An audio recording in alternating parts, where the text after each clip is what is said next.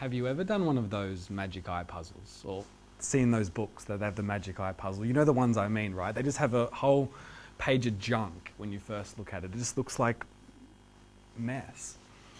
But then you get that picture and you hold it up against your nose, and the instructions tell you to get those squares lined up, and you take it further and further away and you just let your eyes go fuzzy. And then all of a sudden, out of that mess, that blur, comes a picture. And I don't know, it could be a hat or a logo or a planet. But guaranteed every time, that picture's there. Now I have to make a confession to you. I've never seen the picture. You know, people would give me these books, they would hold it up to me and say, "Can't you see it? It's right there in front of you." And I would hold it up every which way. And I just couldn't see the picture. It's like for me it wasn't there, for everyone else it was, but for me it wasn't. You know, when people ask you, is there a God? Is this sometimes how you feel? Do you feel like everyone is saying, it's there, can't you see it? But somehow you're not seeing it at all. The thing is though, just because you don't see it, does that mean that the picture's not there? Just because you can't see God, does that mean He's not there? Maybe it's because your eyes aren't trained to see. You know, I'm reminded of this text that comes out of the Hebrew Scriptures from the book of Psalms, where it says David is writing and he says that the heavens declare the glory of God. He says that the firmament, the earth, the ground, it shows His handiwork. It says that all around us is the evidence that God is here, that God is there. He then writes another psalm about himself and he says, "Look at me, I'm fearfully and I'm wonderfully made. I'm just so functional. God has made me so amazingly." It seems that what the Bible is saying is that the evidences that He is there are the things we see all around. In fact, there's a verse that comes from the book of Romans where a man by the name of Paul, he wrote that the invisible things of God are understood by the things that we see, the visible things. And if that's true, then you and I have been looking at God our whole life. We just didn't know that we're looking at God. You know, I'm reminded of this story I heard a while ago about this man, and he just is convinced that there's no God.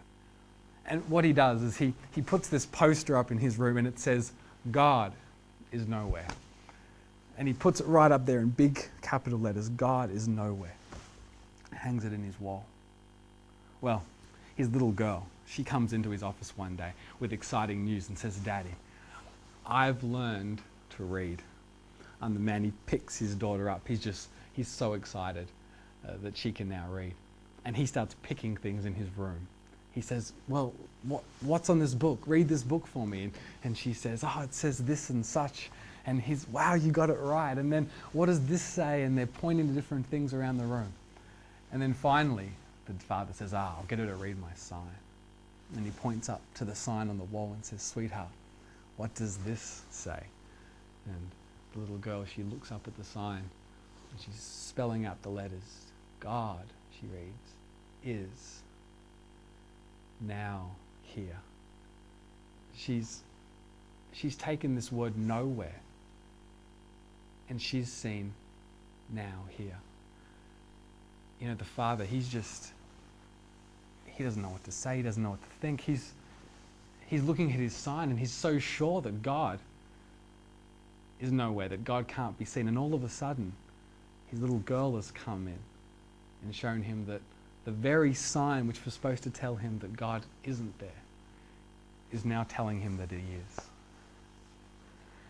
You know, I think that God is just like those magic eye puzzles. How you look will affect what you see, but you won't see them on accident. In fact, in the Bible, it says in the book of Jeremiah, it says, if you seek me, you will find me, if you search with me with all of your heart. God says that he can be found.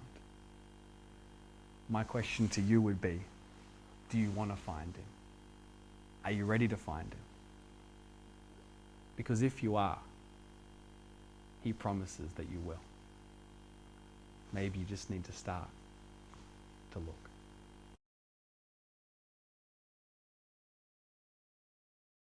You know, maybe you're still wondering about the Bible. You've heard some of the questions that have been raised and you're thinking, well, how do I know that it's for real?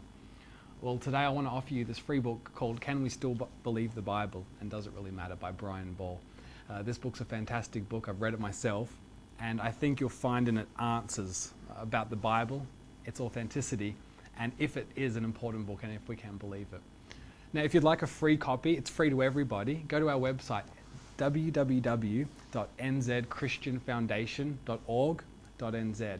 Click on the link there on the website and you can get this free book.